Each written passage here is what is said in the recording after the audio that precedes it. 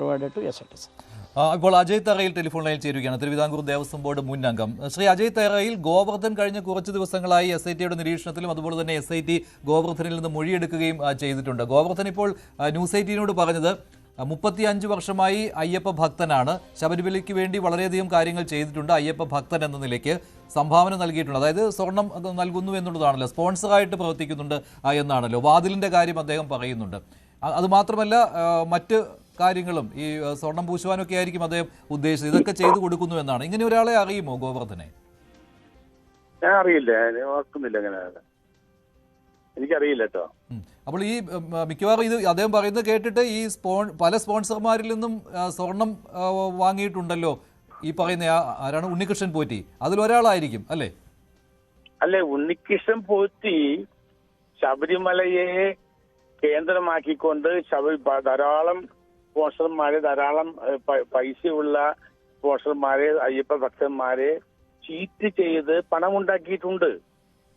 അതിനുള്ള അവസരം ഉണ്ണികൃഷ്ണൻ പോറ്റിക്ക് കൊടുത്തു. ആ ആന്ധ്രയിലെയും തമിഴ്നാട്ടിലെയും കർണാടകയിലും അയ്യപ്പ ഭക്തന്മാരെ ഉണ്ണികൃഷ്ണൻ പോറ്റി കണ്ട് സംസാരിക്കുകയും സ്പോൺസർഷിപ്പ് ആവശ്യപ്പെടുകയും അപ്പോൾ അവര് ഈ ദേവസ്വം ബോർഡിന്റെ ഭാരവാഹികളുമായി ബന്ധപ്പെടുകയും അവരെ ഈ ഭാരവാഹികളുമായി ബന്ധപ്പെടുത്തിയതിനു ശേഷം അത് ഒരു സത്യസന്ധമായ ഡീലാണ് എന്ന് ഉറപ്പുവരുത്തിക്കൊണ്ട് കോടിക്കണക്കിന് രൂപയുടെ തട്ടിപ്പും കൊള്ളയുമാണ് ശ്രീ ഉണ്ണികൃഷ്ണൻ പോറ്റി ചെയ്തിട്ടുള്ളത്.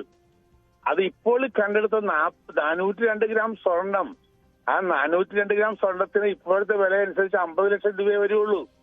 അപ്പൊ അതുമേ അവസാനിപ്പിക്കാനാണ് ഉണ്ണികൃഷ്ണൻ പോറ്റിയുടെയും അതുപോലെ മുരാരി ബാബുവിന്റെയും ഒക്കെ അറസ്റ്റ് ചെയ്ത് ഞങ്ങളിതാ തൊണ്ടി മുതൽ കണ്ടെടുത്തിരിക്കുന്നു, ഞങ്ങൾ കള്ളരെ പിടിച്ചിരിക്കുന്നു എന്ന് പറഞ്ഞ് മുണ്ടും തൂത്ത് പോകാനാണ് ഇവിടെ ഉദ്ദേശമെങ്കിൽ ഒരു കാരണവശാലും ഞങ്ങൾ സമ്മതിച്ചു കൊടുക്കയില്ല.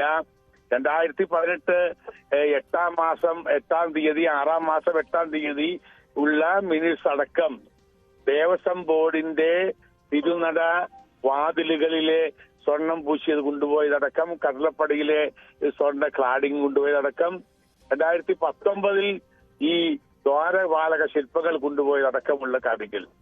അതിനകത്ത് സ്വർണം അതിനകത്ത് ഒരുക്കിയെടുക്കൂ എന്ന് മാത്രമല്ലല്ലോ, അതിന് ദൈവികമായ ഒരു ശക്തിയുണ്ട്.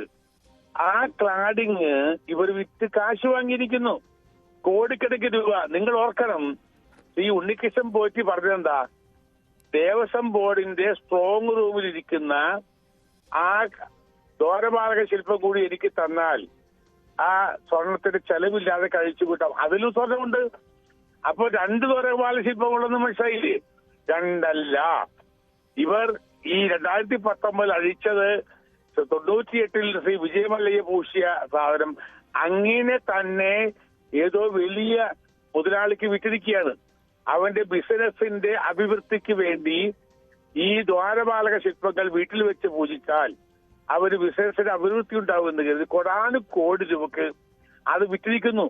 ഇത് 50 ലക്ഷം രൂപയുടെ ഡീലല്ല, ഇത് 50 കോടി രൂപയുടെ ഡീലാണ്. ആ ഡീലിനകത്ത് ദേവസ്വം ബോർഡിന്റെ ഉത്തരവാദിത്തപ്പെട്ടവരുണ്ട് എന്ന് ഹൈക്കോടതി സംശയിക്കുന്നു. എന്തുകൊണ്ട് അങ്ങോട്ടേക്ക് പോകുന്നില്ല? ഈ SITയുടെ സൂചി എന്തുകൊണ്ട് അങ്ങോട്ട് തിരിയുന്നില്ല? കേവലം കുറെ ജീവനക്കാരെ മാത്രമാണോ തിരിയുന്നത്?